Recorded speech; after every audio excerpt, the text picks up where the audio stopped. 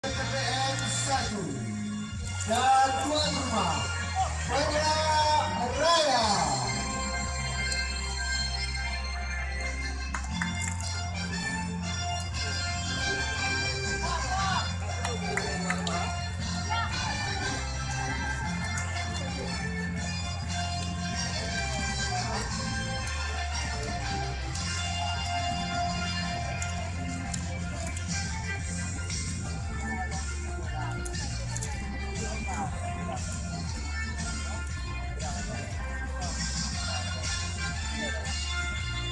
Semangat dong yuk.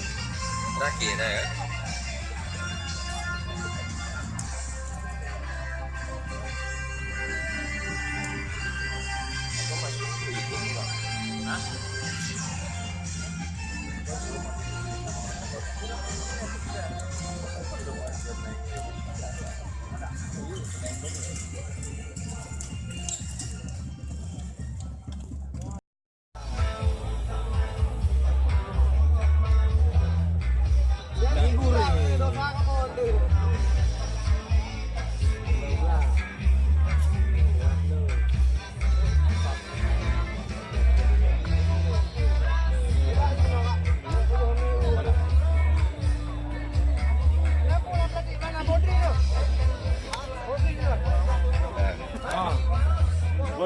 Bodrin lah.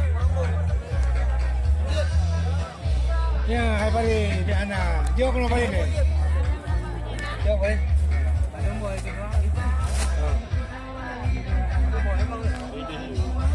Orang anak iman dong, baca. Tiga lah.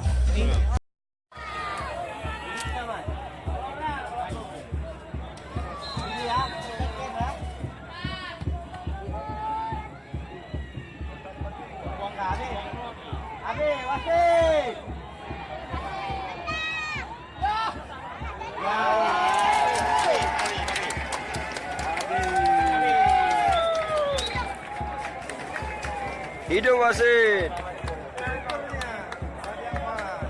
Habis. Teman-teman sekalian, berakhir sudah pertandingan kita hari ini. PS PTPN 1 berhadapan dengan Perla Raya dengan hasil akhir 2-1 untuk keunggulan Perla Raya.